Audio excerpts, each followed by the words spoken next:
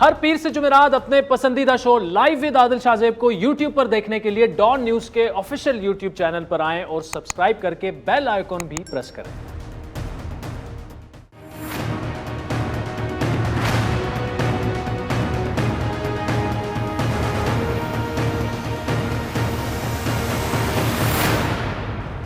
السلام علیکم، میں ہوں عادل شاہ زیب۔ ملک کی سیاست میں آج کل آڈیو اور ویڈیو لیکس کا ہی شور ہے، جس کی تپش نومبر کی سردی میں بھی محسوس ہو رہی ہے۔ جو موسم جو ہے وہ سرد ہو رہا ہے، ملک کا سیاسی ماحول گرم ہوتا جا رہا ہے۔ ان آڈیو لیکس کی ضد میں نون لیگ، عدلیہ اور کسی حد تک خود میڈیا بھی آ چکا ہے۔ سیاسی جماعتیں بالخصوص نون لیگ ان لیکس اور ان میں سامنے آنے والے مواد پر سوال اٹھا رہی ہیں اور عدلیہ سے اس کا نوٹس لینے کا مطالبہ بھی کر رہی ہیں، لیکن خود اس معاملے کو نون لیگ عدالت لے جانے کے لیے تیار نظر نہیں آ رہی۔ اور آج یہی بات اسلام آباد ہائی کورٹ میں بھی ہوئی۔ گزشتہ دنوں سابق چیف جسٹس ثاقب نثار کی سامنے آنے والی مبینہ آڈیو کے معاملے پر اسلام آباد ہائی کورٹ میں آج تحقیقات کے لیے کمیشن بنانے کی درخواست پر سماعت ہوئی، جہاں عدالت نے درخواست گزار سے استفسار کیا کہ یہ بتا دیں کہ کیا یہ پٹیشن قابل سماعت ہے، کیسے ہے اور کس کے خلاف رٹ دائر کی گئی ہے۔ مسٹر جسٹس اطہر ملا نے اس آڈیو لیکس پر مزید سوالات اٹھاتے ہوئے پوچھا کہ سابق چیف جسٹس پاکستان کی آڈیو ٹیپس ریکارڈ کرنے کی صلاحیت جو ہے وہ کس کے پاس ہے، کیا انہوں نے یہ ریلیز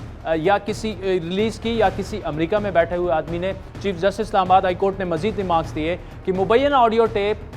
ایک زیر التوا جو ہے مقدمات یا اپیلوں والے کیس سے متعلق ہے، جن کے کیسز سے متعلق ٹیپ ہے۔ انہوں نے تو خود معاملہ عدالت میں لانے میں دلچسپی نہیں دکھائی۔ چیف جسٹس نے سوال اٹھائے یہاں پر اطہر ملا صاحب نے کہ فرض کرے آڈیو درست بھی ہے تو اصل کلپ کہاں اور کس کے پاس ہے۔ ایسی تحقیقات سے کل کوئی بھی کلپ لا کر کہے گا کہ تحقیقات کریں۔ فی الحال یہ آڈیو لیک کا معاملہ آگے کسی منطقی انجام کی طرف جاتا نظر نہیں آ رہا۔ دوسری جانب گزشتہ روز لاہور کے حلقہ NA 133 کا ایک ویڈیو سکینڈل سامنے آ چکا ہے، جس میں مبینہ طور پر نون لیگ کی جانب سے ووٹرز کو دسمبر کے ضمنی انتخابات کے لیے حلف اٹھوا کر پیسے دیتے جو ہے وہ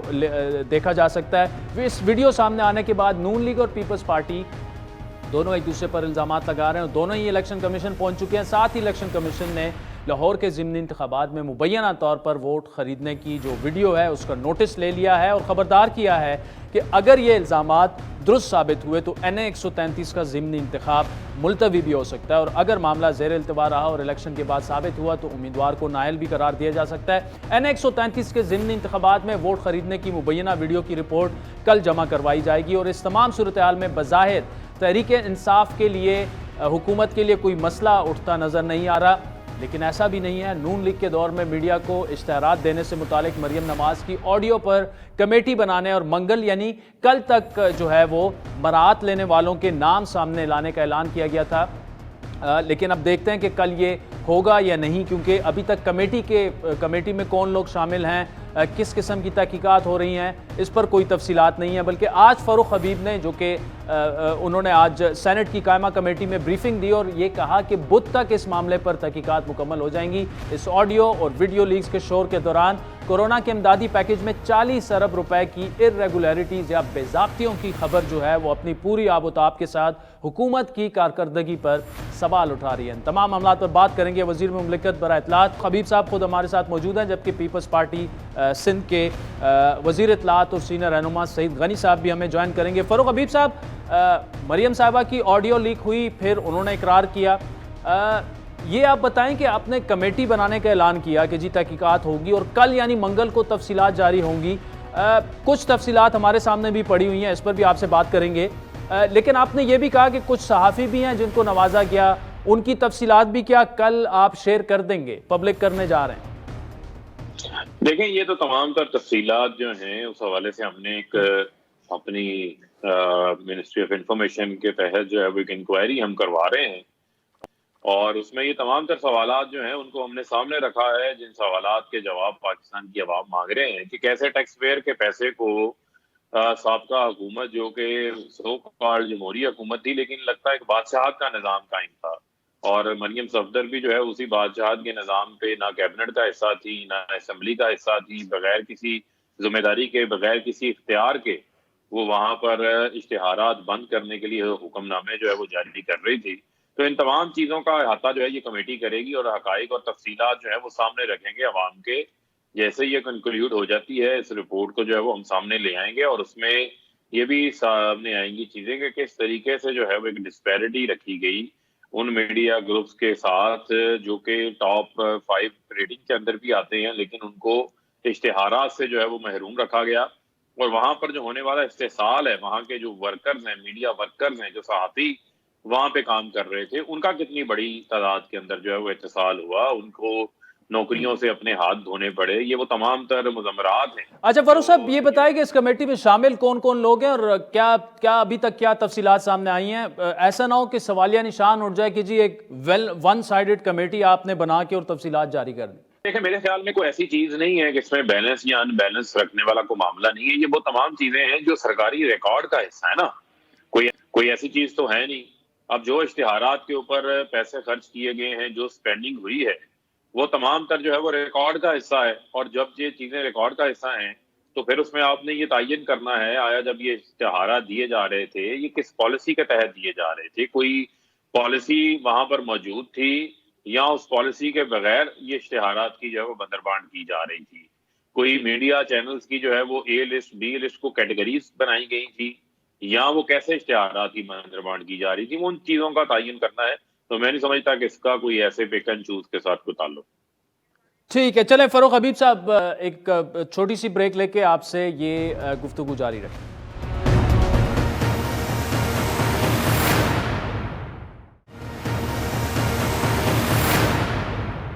ویلکم بیک ناظرین، وزیر مملکت برائے اطلاعات و نشریات فاروق حبیب صاحب ہمارے ساتھ موجود ہے۔ فاروق حبیب صاحب، آپ نے ایک بات کی کہ جس طرح سے نون لیگ نے اپنی اشتہارات کی پالیسی بنائی اس کی وجہ سے ورکرز کا جو ہے وہ ان چینلز میں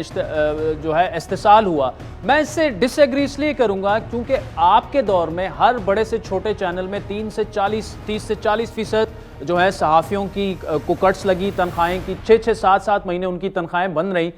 تو آپ کے دور میں بھی اگر پیسے مل بھی رہے ہیں تو یہ سب کچھ ہوا، تو یہ کیسے سمجھ نہیں آ رہی؟ صحافیوں کا استحصال تو اسی طرح ہوا، آپ کے دور میں بھی ہوا۔ دیکھیں یہ تو پھر اگر آپ کہہ رہے ہیں کہ اشتہارات کے دینے یا نہ دینے سے کوئی تعلق نہیں ہے تو پھر ہمیں تو یہ بات کی جاتی ہے جی کہ اشتہارات نہیں مل رہے، اور جو اشتہارات نہ ملنے کی وجہ سے جو بزنس کم ہوا ہے اس وجہ سے جو میڈیا ورکرز کو جو ہے وہ تنخواہیں نہیں دی جا رہی ہیں، ان کی ڈاؤن سائزنگ کی جا رہی ہے۔ ہم تو آبی کا جو سبق ہے اسی سبق کو یاد کرتے ہوئے ہم یہ سوالات اٹھا رہے ہیں نا۔ اس کا مطلب یہ ہے کہ اگر ایک گروپ کو 3 ارب کے اشتہارات مل رہے ہیں اور ایک گروپ کو 8 کروڑ کے اشتہارات مل رہے ہیں تو اس کا مطلب یہ ہے کہ اس گروپ کی آمدن جو ہے وہ پھر کم ہوئی، اور وہ گروپ بھی ایکولی اسی طرح وہاں پر ملازمین بھی موجود ہیں، تو وہ پھر ان کو کہاں سے تنخواہیں دیں گے؟ یہ چیزیں تو اپنی جگہ کے اوپر موجود ہیں، لیکن ہم نے اپنے 3 سالہ دور کے اندر کسی قسم کی کوئی ڈسپیرٹی نہیں رکھی۔ ہم نے جو ٹیکس پیئر کا پیسہ ہے اس کو ریونیو کی طرح استعمال نہیں کیا اپنی ذاتی تشہیر کے لیے، یا عمران خان کی مخالفت کے لیے جو پیسہ استعمال کیا جاتا رہا نون لیگ کے دور کے اندر، ہم نے وہ نہیں کیا۔ ہماری جو گورنمنٹ کی اپنی ڈسپلے کیمپینز ہیں وہ بہت کم ہیں، اور ہمارے موسٹلی جو ہے وہ پیسے کلاسیفائڈ اشتہارات کی شکل کے اندر گئے ہیں جو ڈپارٹمنٹس اور محکمے دیتے ہیں۔ لیکن اس میں پھر میں آپ کو کہوں گا کہ اس میں ہم نے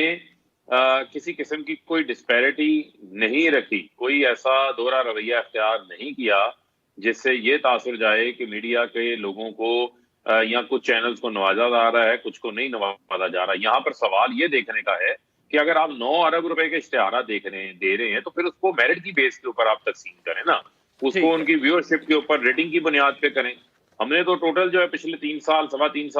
میں کو 3 ارب روپے کی وفاق نے اشتہارات جو ہیں وہ جاری کی ہیں، جس میں کلاسیفائڈ اشتہارات ان ڈپارٹمنٹس کے بھی ہیں جس کے اندر ٹینڈر نوٹسز بھی ہوتے ہیں، جاب کے نوٹسز ہوتے ہیں جس کے اندر کوریجنڈم پبلش ہو رہے ہوتے ہیں، یا کوئی بھی ایسا نوٹس ہوتا ہے جو اخبار میں دینا ضروری ہوتا ہے قانون کے مطابق، موسٹلی وہ اشتہارات ہیں۔ ہمارے دور میں تو جو بڑی بڑی تصویریں لگا کر کیمپینز تو نہیں کی جا رہی پرائم منسٹر کی یا وزراء اعلیٰ کی، یہاں پر تو باتھ روموں کے افتتاح ہوتے تھے، ان کے اوپر بھی کی تصاویریں لگی ہوتی تھی۔ تو میں یہ سمجھتا ہوں کہ وہ حقائق بھی سامنے آئیں گے کہ کیسے ٹیکس پیئر کے پیسے سے اس وقت کی جو اپوزیشن تھی پی ٹی آئی کے خلاف کیمپینز جو ہیں وہ چلائی گئی، اپنی چوری کے اوپر پردہ ڈالنے کے لیے کیمپینز۔ اچھا فاروق صاحب، میرا سوال کچھ اور تھا، میں اپنے آرگومنٹ کو دوبارہ سے ری ایمفسائز کر کے اگلا سوال پھر آپ سے کروں گا کہ جب ہم 3 ارب روپے ایک چینل کو آپ لوگ دے رہے ہیں، ایک کو 8 کروڑ دے رہے ہیں، 3 अरब में भी सहाफ़ियों की सैलरीज कट हो रही हैं, वर्कर्स निकाले जा रहे हैं, डाउन साइजिंग हो रही है, 8 करोड़ में भी वही कुछ होता है। तो बतौर एक सहाफ़ी मैं ये कह रहा हूं कि जो भी ये सिचुएशन है, मीडिया मालिकान को अरबों भी मिल जाए, सफ़र जो है वो हम सहाफ़ी ही होते हैं। अब सवाल मेरा आपसे ये है कि जिस ग्रुप को नून लीग ने 3 अरब दिए, आपके 3 साला दौर में भी उसी ग्रुप को सबसे ज्यादा इश्तिहारात मिले, क्योंकि टीआरपी ड्रिवन आपके, अगर आप कह रहे हैं कि वो फैसला है, जिस ग्रुप को 8 करोड़ नून लीग ने दिए, आपने इन 3 सालों में उन्हें सिर्फ 15 करोड़ रुपए दिए। अगर ये देखें तो ये जाहिर है कि अपने टारगेट ऑडियंस के हिसाब से शायद उन्होंने भी फैसले किए होंगे और आप भी वही फैसले कर रहे हैं। नहीं, देखिए, मेरे ख्याल में आप अगर उसको थोड़ा सा समझ लें जी, इस चीज को, देखिए, जब हम ग्रुप की बात करते हैं तो ग्रुप में फिर उस मीडिया हाउस के अखबारात, उस मीडिया हाउस के जितने मीडिया आउटलेट्स हैं वो तमाम शामिल होते हैं। अगर हम टीवी चैनल्स का कंपैरिजन करें तो टीवी चैनल्स के अंदर हमने एक ए लिस्ट बनाई है, हमारी हुकूमत ने आकर एक पॉलिसी बनाई है सुप्रीम कोर्ट की हदायत पर, जिसमें ये भी शामिल है। उसमें क्या है, जिसमें A category, B category, C category, D category, total 47 के करीब उसके अंदर छोटे बड़े चैनल्स जो हैं वो शामिल हैं। तो लिहाजा अगर आप चैनल टू चैनल कंपेयर करेंगे तो वो मीडिया ग्रुप का चैनल जिसको 3 अरब रुपए के टोटल इश्तिहारात जो हैं वो सिर्फ वफाक से दिए गए, 2-2.5 अरब रुपए के पंजाब से भी दिए गए, टोटल उसको 5 अरब के इश्तिहारात मिले। तो उसका अगर टीवी चैनल का आप देखें तो उनके टीवी चैनल को 62 करोड़ के इश्तिहार मिले थे, और एक ग्रुप के सिर्फ टीवी चैनल को 8 करोड़ के इश्तिहार मिले। तो ये एक डिफरेंस है जो कि बहुत बड़ा है। लेकिन जब हमारे दौर में आप बात करते हैं तो यहाँ पर जिसको 8 करोड़ के मिले उनको 15 करोड़ के ऐड मिले हमारे 3 साल में, जिसको 62 करोड़ के मिले उनको भी 13 करोड़ रुपए के जो है वो एड्स दिए गए हैं। तो वो टीवी चैनल्स का अगर आप कंपैरिजन करें तो वो है। अगर ग्रुप की शक्ल में बात करेंगे तो वो फिर उनका फुटप्रिंट है, उनके अखबारात हैं, ग्रुप बड़ा है, और अखबारात में हमेशा जो एड्स हैं वो क्लासिफाइड एड्स का हुजम ज्यादा होता है। और जो आपके इश्तिहारात टीवी कैंपेन्स में हमेशा मोस्टली जो टीवीसीज में डिस्प्ले कैंपेन्स होती हैं हुकूमत के मुख्तलिफ प्रोजेक्ट्स की, और उनको जो है वो उजागर किया जाता है। तो हमारे दौर में डिस्पैरिटी कोई नहीं है, कोई बड़े बड़े फर्क नजर नहीं आपको आएंगे कि जहां आपको नजर आ रहा हो। चलें फरूख हबीब साहब, ऐसे करते हैं, तहकीकात सामने आ जाएंगी, बेहतर तरीके से हम उसे एनालाइज कर सकेंगे। ये बताइएगा कि 40 बिलियन की रुपीस की इरेगुलरिटीज की बात हो रही है, आईएमएफ ने जो रिपोर्ट दी गई है कोविड पैकेज में, मतलब क्या ये तफसीलात अभी हमारे सामने जो पड़ी हुई हैं, यूटिलिटी कॉरपोरेशन हो, बेनज़ीर इनकम सपोर्ट प्रोग्राम हो, हत्ता कि नेशनल डिजास्टर मैनेजमेंट अथॉरिटी, उसमें भी तकरीबन 8.5 बिलियन और इरेगुलरिटीज़ की बात की जा रही है। मतलब आपकी नाक के नीचे ये इरेगुलरिटीज़ हुई हैं, आपने तो करप्शन फ्री पाकिस्तान डिलीवर करना था। नहीं, देखिए, बुनियादी तौर के ऊपर जो ऑडिट पैराज होते हैं वो करप्शन नहीं होती।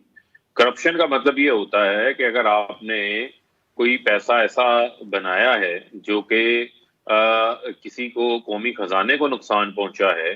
उसको फिर आप जो है वो करप्शन कहते हैं। अगर कोई ऑडिट पैराज बने हैं, इतराज़ात लगे हैं, कोई प्रोसीजरल लैप्सेस हैं, वो ऑडिट पैराज हमेशा पब्लिक अकाउंट्स कमेटी के अंदर जाते हैं और वहां जाकर मुतलका मिनिस्ट्रीज उसका जवाब देती हैं, वो सेटल्ड हो जाती हैं। 2 चीजें हैं। देखें, बुनियादी तौर के ऊपर जब आपको कोविड का सामना आया तो फिर आपके मुल्क में एक जंगी सूरत हाल होती है। जब जंगी सूरत हाल होती है तो फिर आपने वॉर ऑन बेसिस के ऊपर जो है वो इकदामात लेने होते हैं। फिर आपके पास पेपरा रूल्स को फॉलो करना, इश्तिहारात देना, टेंडर्स देकर खोल के 15-15 दिन वेट करना, ये 2-2, 2.5, 3-3 महीने का टाइम होता है। और जब आपके पास रिस्पॉन्स टाइम घंटों में हो या दिनों में हो, वहां आप जो हमारा इनबिल्ट सिस्टम बना हुआ है जो कि महीनों पर मुहित प्रोसेस है, जो टेंडरिंग का पेपरा रूल्स के मुताबिक खरीदो प्रोक्योरमेंट का है, तो फिर आप उसको उस तरह फॉलो नहीं कर सकते। लेकिन मैं समझता हूं कि हमने कोविड को भरपूर तरीके से कोविड को निपटा है। लेकिन जो ऑडिटर है वो हमेशा प्रोसीजर्स को देखता है। ऑडिटर हमेशा जो है वो डॉक्यूमेंट्स को देख रहा होता है। उनकी जो क्वेरीज होती हैं, एतराज़ात होते हैं, वो मुतलका मिनिस्ट्रीज फिर उसका जवाब भी देती हैं, तो वो उसका जवाब दे देंगे और ये ऑडिट पैराज जो है वो सेटल्ड। देखिए फरूख हबीब साहब, ये रिपोर्ट मेरे सामने इस वक्त मौजूद है। वो ये कह रहे हैं कि प्रॉपर आप रिकॉर्ड कीपिंग उसमें आपने नहीं की, और नॉन प्रोडक्शन ऑफ रिकॉर्ड, मतलब ऑडिट अथॉरिटीज ये कह रही हैं कि आप रसीदें पेश नहीं कर सके। आप तो रसीदें नून लीग से मांग रहे हैं अभी तक, गवर्नमेंट डिपार्टमेंट अगर रसीदें ना दे सके, और ये बहुत बड़ा फिगर है ना, 40 बिलियन की इरेगुलरिटीज, बिलियन 2 बिलियन की बात होती तो फिर भी कोई बात होती, तो रसीदें नहीं थी गवर्नमेंट डिपार्टमेंट्स के पास। बुनियादी तौर के ऊपर پھر میں آپ کو یہ کہوں گا کہ اگر آپ اس کی ڈیٹیلز میں جائیں تو انہوں نے کہا کہ جی آپ کو وہ کوئی ریکارڈ شو نہیں کر سکے یا آپ کو جو ہے وہ کوئی اس کی سلپس نہیں دے سکے. تو الٹیمیٹلی جن کے متعلقہ یہ پیراز بنے ہیں وہ اس کا ریکارڈ جو ہے وہ پروڈیوس کر کے ان کو دیں گے, ان کو جو ہے اس حوالے سے سیٹسفائی کریں گے. لیکن میرے نزدیک تو یہ ہے کہ میرے ملک کے اندر جو ہے وہ کووڈ پھیل رہا تھا اور بڑی تیزی سے جو ہے اس حوالے سے ہمیں ایمرجنسی سٹیپس لینے تھے, ہمیں وینٹیلیٹرز چاہیے تھے, ہمیں پی پی کٹس چاہیے تھی, ہمیں ماسک چاہیے تھے, ہمیں ویکسینیشن کی جو کٹس ہیں وہ ہمیں اس وقت درکار تھی, ہم نے جو ٹیسٹنگ لیبارٹریز ہیں وہ ہم نے بڑھانی تھی, جو ملک کے اندر آکسیجن کی استعداد کار ہے ہم نے وہ بڑھانی تھی. ہم نے تو ان تمام میئرز کو جو سامنے رکھا اور اس وقت بہت سارے رولز کو جو ہے وہ ریلیکس بھی کیا جاتا ہے. لیکن اس کے باوجود جو متعلقہ اس حوالے سے جو منسٹریز ہیں, جو ادارے ہیں, وہ بالکل اس کے اوپر اپنا جواب بھی دیں گی اور جواب دینا بھی. Farooq Habib sahab, thank you so much for joining اس. عظیم وقت چاہتا ہے ایک بریک کا, جس کے بعد سندھ کے وزیر اطلاعات سعید غنی صاحب ہمیں جوائن کریں گے ہمارے ساتھ.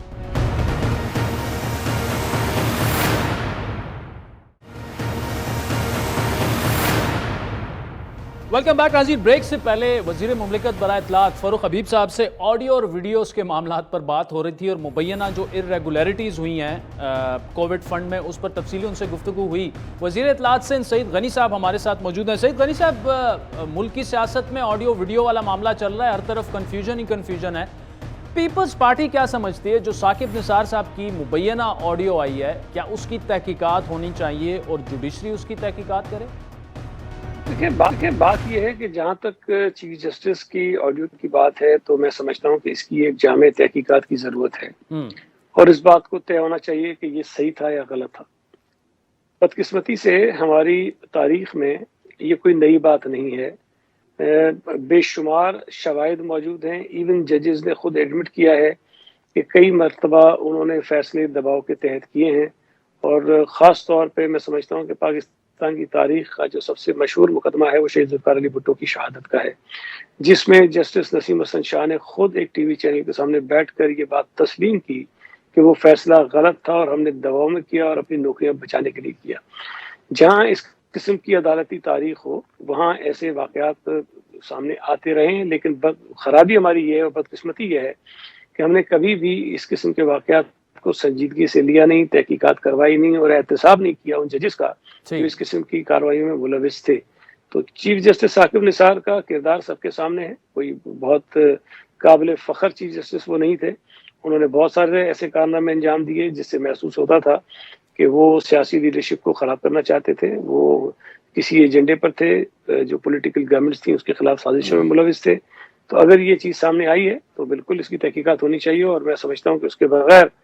یہ کام آگے بڑھنی چاہیے. اچھا, آپ سمجھتے ہیں تحقیقات NA-133 کے ضمنی انتخابات ہو رہے ہیں, ایک ویڈیو سامنے آ چکی ہے, مبینہ طور پر ووٹ وہاں پہ خریدے جا رہے ہیں, پیپلز پارٹی اور نون لیگ ایک دوسرے کے مد مقابل الزامات لگا رہے ہیں کہ جی ووٹ کی خریداری ہو رہی ہے. الیکشن کمیشن نے بھی تحقیقات ابھی کرنی ہے. اس حلقے میں سعید غنی صاحب پیپلز پارٹی کے امیدوار 2018 میں صرف انہوں نے 5000 ووٹ لیے تھے, نون لیگ کے امیدوار 90,000 ووٹ لے کر جیت لیا تھا. مقابلہ تو ابھی بھی ان دونوں جماعتوں میں ہے, لیکن یہ جو الزامات لگ رہے ہیں پیپلز پارٹی 2 سے 3 ہزار روپے میں ووٹ خرید رہی ہے, ڈیفرنس بہت زیادہ ہے, اس میں ویٹیج کیا آپ سمجھتے ہیں موجود ہے ان الزامات میں؟ دیکھیں ایک بات تو میں واضح کر دوں کہ ایسا نہیں ہے کہ پاکستان پیپلز پارٹی لاہور میں یا اس مخصوص سیٹ پر جن علاقوں پر یہ سیٹ مشتمل ہے وہاں پیپلز پارٹی ہمیشہ سے کمزور رہی ہے. ہاں یہ ٹھیک ہے کہ پچھلے الیکشنز میں ووٹ ہمیں کم پڑے, لیکن اس سے پچھلے الیکشنز اگر آپ دیکھیں تو پیپلز پارٹی کی کارکردگی اچھی رہی اور ہم یہاں سے جیت بھی چکے ہیں. تو یہ نہیں کہا جا سکتا کہ اگر ہم نے ووٹ پچھلے الیکشن میں کم لیے ہیں تو آنے والے الیکشنز میں بھی ہمارے ووٹ کم ہوں گے. جہاں سے میں خود جیتا ہوں 3,500 ووٹ تھے پیپلز پارٹی کے, کوئی ماننے کو تیار نہیں تھا, ہم وہاں سے 24,500 ووٹوں پہ چلے گئے تھے. تو امید کی جا سکتی ہے اور جب محنت کریں گے تو نتیجہ بہتر آتا ہے. لیکن جو دوسری بات ہے کہ یہ جو ووٹ خریدنے کا الزام ہے, کم از کم میں نہیں سمجھتا کہ پاکستان پیپلز پارٹی ایسا کوئی کام کر سکتی ہے, چونکہ میں لاہور میں موجود نہیں ہوں, میں وہاں بیٹھا نہیں ہوں, لیکن پیپلز پارٹی کے مزاج کو, پیپلز پارٹی کے الیکشن لڑنے کے طریقہ کار کو میں جانتا ہوں. پیسے دے کر ووٹ خریدنا کوئی آسان کام نہیں اور پیپلز پارٹی کے بس کی بات بھی نہیں ہے. لیکن دیکھیں ایک طرف پیپلز پارٹی پر الزام لگا, دوسری طرف نون لیگ پر الزام لگا. ایز اے پولیٹیکل ورکر میں یہ سمجھتا ہوں کہ یہ دونوں کے لیے بلکہ شاید ہمارے ملک کے جمہوری نظام کے لیے بہت خطرناک بات ہے کہ اس قسم کی چیزیں سامنے آ رہی ہیں، اور اس پر پی ٹی آئی جو ہے وہ جو ڈھول بجا رہی ہے، ڈھول پیٹ رہی ہے، جو پہلے سے ہی چاہتی ہے کہ آئندہ آنے والے انتخابات کو کوئی ایسا نظام دیا جائے جس سے وہ آسانی سے دھاندلی کر سکے اور جیت سکے۔ تو مجھے تو سچی بات ہے یہ محسوس ہوتا ہے کہ شاید اس پورے کام کے پیچھے کہیں نہ کہیں کوئی ایک ایسا فریق موجود ضرور ہے جو یہ چاہتا ہے کہ انتخابی نظام کو، انتخابی عمل کو کنٹروورشل بنایا جائے۔ ٹھیک یہ نہ پیپلز پارٹی کے حق میں بہتر ہے، نہ نون لیگ کے حق میں بہتر ہے، نہ کسی اور جمہوری پارٹی کے حق میں بہتر ہے جو کچھ ہو ٹھیک ہے۔ رہا ہے۔ اچھا سعید غنی صاحب، ٹاور والا جو معاملہ ہے اس میں آپ کی ٹیک یہ ہے کہ اگر متاثرین کو پیسے مل بھی جائیں تو وہ اتنے نہیں ہیں، کیونکہ اس وقت تو پراپرٹی کی پرائسز کچھ اور تھیں کہ جی وہ آج کل کراچی میں کہیں بھی اپارٹمنٹ خرید سکے، ہوگا کیا؟ سندھ گورنمنٹ کا کیا پلان ہے؟ وہ تو ظاہر ہے کہ سپریم کورٹ کے واضح احکامات ہیں، سپریم کورٹ نے اس کو فالو اپ بھی کیا ہے اور بڑی سختی کے ساتھ ہدایت دی ہیں ایڈمنسٹریشن کو کہ جی آپ اس کو گرائیں، اور وہ تو میں سمجھتا ہوں کہ شاید وہ تو کلوز چیپٹر ہے، وہ گر ہی جائے گا۔ وہاں کے جو لوگ تھے وہ بیچارے متاثر ہو ہی گئے، لیکن یہ کوئی ایک مجھے سچی بات ہے اچھی بات نہیں لگی کہ جو لوگ وہاں رہ رہے تھے، جنہوں نے وہاں اپارٹمنٹس بک کروائے تھے، دکانیں بک کروائی تھیں، اور انہوں نے آج سے کئی برس پہلے اس وقت کی جو بھی ان کی قیمت تھی وہ پیسے بھرے تھے، اور پراپرٹی کی قیمتیں جتنی بڑی ہیں آج ان کی قیمتیں کئی گنا زیادہ تھیں۔ اب اگر ان کی کمپنسیشن ہوتی بھی ہے اور اگر بلڈر جو ہے اس کو پیسے دیتا بھی ہے، تو ویسے بھی ایک مشکل کام ہے، لیکن اگر دے دیتا ہے تو بھی ان کو وہ پیسے ملیں گے جن پیسوں پر یہ بکنگ کروائی گئی تھی، جو اس وقت قیمت تھی۔ تو وہ پیسے لے کر وہ آج نسلا ٹاور جیسا اپارٹمنٹ جو ہے وہ شہر میں کہیں بھی نہیں دے سکتے۔ تو بہرحال ان کے ساتھ زیادتی ہو گئی ہے، لیکن اس سے ساتھ ساتھ میں یہ سمجھتا ہوں کہ یہ صرف ایک نسلا ٹاور کا ایشو نہیں ہے، یہ پورے صوبے میں ہزاروں ایسے گھر ہیں، آبادیاں ہیں، بلڈنگز ہیں جن کے متاثر ہونے کا خدشہ ہے۔ اور اسی لیے میں بات یہ بار بار کہتا ہوں کہ عدالتوں کے فیصلے سراخوں پر جن کو ماننے کے پابند بھی ہیں،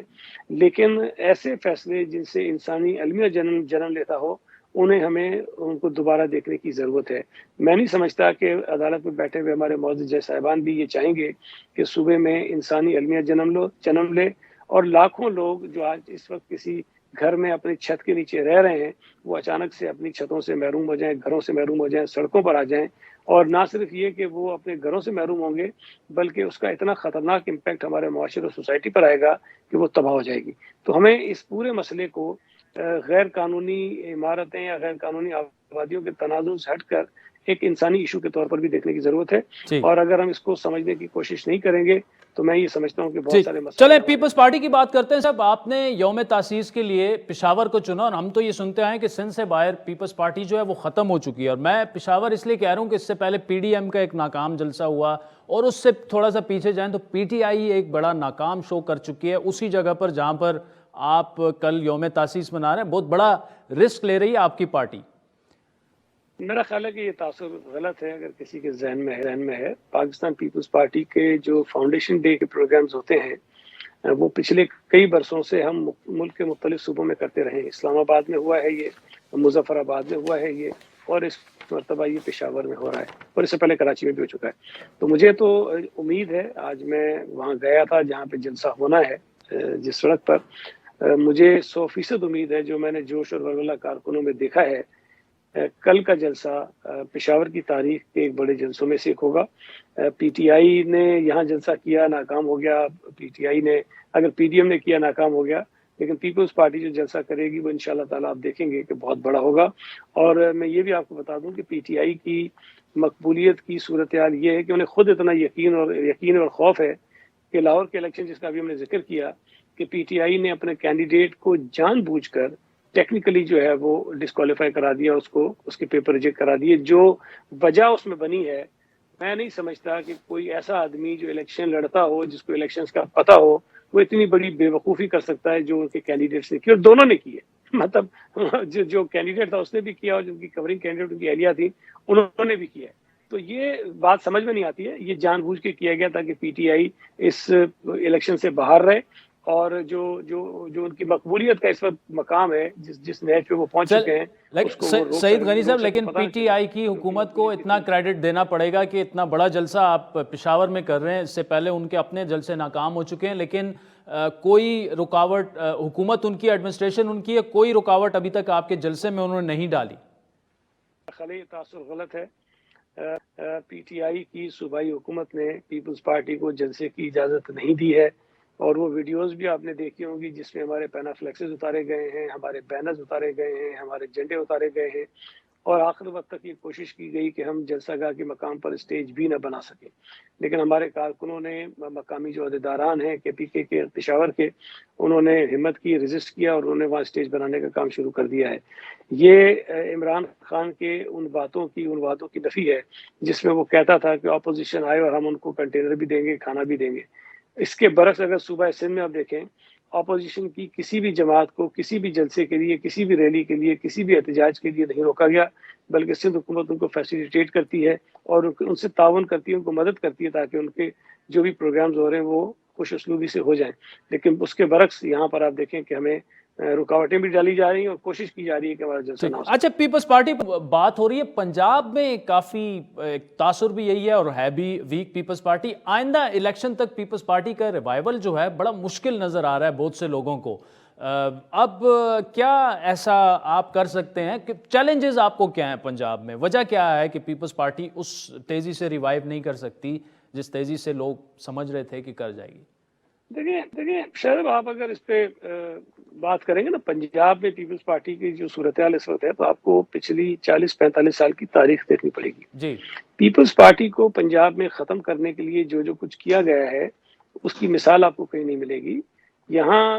ایک طے شدہ منصوبہ بندی کے تحت اسٹیبلشمنٹ نے ہمارے سامنے نئی جماعتیں کھڑی کی، نئے امیدوار کھڑے کیے، پیپلز پارٹی کے لوگوں پر مقدمات بنائے، تشدد کیا گیا، ان کے خلاف انتقامی کارروائیاں ہوئیں، ان کو سیاسی پارٹیاں بدلنے پہ مجبور کیا گیا۔ ان تمام سازشوں اور کوششوں کے باوجود بھی پیپلز پارٹی وہاں کھڑی ہے۔ اب 2018 کا جو آخری الیکشن ہوا تھا یا 2013 کا الیکشن بھی اگر گن لیں تو ان انتخابات میں پیپلز پارٹی کو بالکل ختم کرنے کی کوشش کی گئی، لیکن میں آپ کو پھر کہہ رہا ہوں کہ پنجاب میں پیپلز پارٹی کا ریوائول مجھے بہت یقینی نظر آ رہا ہے۔ پی ٹی آئی کو جس طرح سے مضبوط کر کے جتوایا گیا، لیکن انہوں نے جو حشر کیا ہے اس ملک کا اور اس ملک کے لوگوں کا 3 برس میں، پی ٹی آئی کو آئندہ لوگ بالکل بھی مسترد کریں گے، اور مقابلہ جو ہے وہ پیپلز پارٹی اور پی ایم ایل این کے درمیانی آپ کو نظر آئے گا۔ لیکن میں یہ نہیں کہوں گا کہ پیپلز پارٹی پنجاب میں سویپ کر جائے گی، لیکن جو صورتحال آپ کو پچھلے 2 الیکشنز میں نظر آئی تھی اس سے بہت مختلف ہوگی، اور پیپلز پارٹی سینٹرل پنجاب سے بھی اور ساؤتھ پنجاب سے بھی کافی نشستیں جیتے گی، بلوچستان سے اور کے پی کے سے بھی نشستیں جیتے گی، اور سندھ سے ہماری نشستوں میں اضافہ ہوگا۔ تو پیپلز پارٹی اس وقت ملک میں جتنی سیاسی جماعتیں ہیں ان میں اگر کوئی جماعت آگے بڑھ رہی اور جس کے امکانات ہیں کہ وہ زیادہ نشستیں لے گی، چلیں وہ صرف پیپلز سعید پارٹی۔ غنی صاحب، تھینک یو جانے کا ناظرین، وقت تو چاہتے ہیں ایک بریک کا، جس کے بعد آپ سے دوبارہ ملاقات۔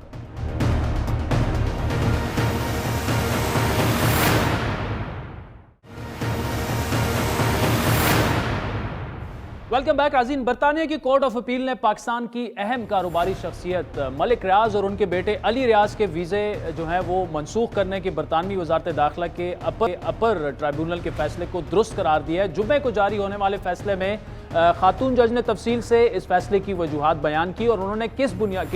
بنیاد پر ملک ریاض اور ان کے بیٹے علی ریاض کے ویزے کی منسوخی کو درست قرار دیا، اور کیسے یہ دونوں باپ بیٹا برطانوی عوام کے مفاد میں برطانیہ کی سرزمین پر قدم رکھنے کے قابل نہیں رہے۔ 2 برس پہلے یعنی 2019 میں برطانیہ کی نیشنل کرائم ایجنسی نے ملک ریاض کے خلاف تحقیقات کی، اور پھر ان تحقیقات کے نتیجے میں ملک ریاض نے مقدمہ لڑنے کی بجائے برطانوی تحقیقاتی ایجنسی سے تصفیہ کر لیا۔ برطانوی ایجنسی نے اپنے ایک بیان میں کہا کہ ملک ریاض اور ان کا خاندان تصفیے کے تحت جو 19 کروڑ پاؤنڈ کی رقم یا اثاثے انہیں دے گا، ان میں منجمد کیے جانے والے بینک اکاؤنٹس میں موجودہ رقم کے علاوہ مرکزی لندن کے علاقے میں واقع 1 ہائیڈ پارک پیلس نامی عمارت کا ایک اپارٹمنٹ بھی شامل ہے، جس کی مالیت 5 کروڑ پاؤنڈ کے لگ بھگ ہے۔ برطانوی ججز کے مطابق 2017 میں لندن کے بینک میں ملک ریاض کے بیٹے علی ریاض اور ان کی اہلیہ مبشرہ علی ملک کے پاس 5 کروڑ 70 لاکھ پاؤنڈ تھے دسمبر تک اسی بینک اکاؤنٹ میں، لیکن یہ رقم بڑھ کر 13 کروڑ 80 لاکھ پاؤنڈ تک پہنچ گئی۔ برطانوی جج کے مطابق ایک خاص وقت میں برطانیہ میں ملک ریاض کے خاندان کے اثاثوں میں اس قدر اضافہ جو تھا وہ کافی مشکوک تھا، اور اس سے یہ پتہ چلتا ہے کہ یہ اضافہ حکومت پاکستان سے سزا سے بچنے کی خاطر کیا گیا، جب وہاں کچھ سیاسی اور جوڈیشل پیش رفت میں بیریئر ٹاؤن کا کردار مشکوک ہو گیا تھا۔ برطانوی جج کے فیصلے کے مطابق پاکستانی اداروں کی نظروں سے بچا کر اس تناظر میں یہ پیسہ برطانیہ پہنچایا گیا، اور اب یہاں یعنی لندن میں ان اثاثوں की काबिल वसूली मालियत है वो 11 करोड़ 94 लाख पाउंड बनती है। मलिक रियाज का NCA के साथ तस्फिया 2019 में हुआ, जिसकी तफसीलात NCA की प्रेस रिलीज से हासिल होती हैं हमें। NCA ने ये बताया कि इसके नतीजे में हासिल होने वाली 190 मिलियन पाउंड की रकम रियासत पाकिस्तान की मिल्कियत है, जिसे पाकिस्तान मुंतकिल कर दिया जाएगा। NCA ने तो अपना वादा पूरा कर लिया, ये रकम पाकिस्तान के कौमी खजाने में, लेकिन पहुंचने की बजाय सीधी सुप्रीम कोर्ट के उस अकाउंट तक पहुंची जिसमें मलिक रियाज बैरिया टाउन कराची के मुकदमे में सुप्रीम कोर्ट को 460 बिलियन रुपए के एक तस्फिये के जरिए किस्तों में अदायगी कर रहे थे। यानी जो रकम रियासत पाकिस्तान की मिल्कियत थी वो मलिक रियाज के ज़ाती कर्ज को पूरा करने में खर्च हुई। मलिक रियाज से NCA ने जो मुआहदा किया उसकी तफसीलात राजदारी में रखी गई और NCA के बाद हुकूमत पाकिस्तान ने भी ये तफसीलात नहीं बताई कि रियासत पाकिस्तान का पैसा दोबारा कैसे मलिक रियाज के इस्तेमाल में लाया गया। यहाँ तक कि काबीना में भी इस मामले को इंतहाई राजदारी से मंजूर किया गया। जब मलिक रियाज ने NCA से मुआहदा कर लिया और पैसे देने पर आमादगी ज़ाहिर कर दी तो इसके बाद उनके खिलाफ कार्रवाई रुकी नहीं और बरतानवी वज़ारत दाखिला ने मलिक रियाज और उनके बेटे अली रियाज के दिसंबर 2019 में ही जो विजिट वीज़े थे बरतानिया के वो मनसूख कर दिए थे। वज़ारत दाखिला के इस फैसले को मलिक रियाज ने वज़ारत दाखिला के अपर ट्राइब्यूनल, ये एक ऐसा फोरम है जो हाई कोर्ट के मसावी होता है, उनके सामने चैलेंज किया, लेकिन वहाँ से भी फैसला उनके खिलाफ आया। उसके बाद मलिक रियाज इस अपर ट्राइब्यूनल के फैसले के खिलाफ कोर्ट ऑफ अपील का दरवाज़ा उन्होंने खटखटाया। मलिक रियाज और उनके बेटे के पास बरतानिया के 10 साल के लिए मल्टीपल एंट्री के वीज़े थे। मलिक रियाज की वीज़े की मुद्दत 28 जुलाई 2021 को ख़त्म हो चुकी है, जबकि अली रियाज का वीज़ा भी रमा बरस मई में ज़ायदुल मियाद हो चुका है। इतनी बड़ी पेशरफ पर 4 दिन से ना सिर्फ हुकूमत मुकम्मल तौर पर खामोश है, बल्कि बड़े बड़े मीडिया हाउसेस जो कि सियासतदानों के स्कैंडल्स को तो बढ़ा चढ़ा कर पेश करते हैं, लेकिन इस खबर की कवरेज से मुकम्मल इज्तनाब कर रहे हैं। आज के प्रोग्राम पर आपके फीडबैक के मुंतज़र रहेंगे। ट्विटर हैंडल है @आदिल शाज़ेब। मुझे मेरी टीम समेत इजाज़त दीजिए। खुदा हाफ़िज़।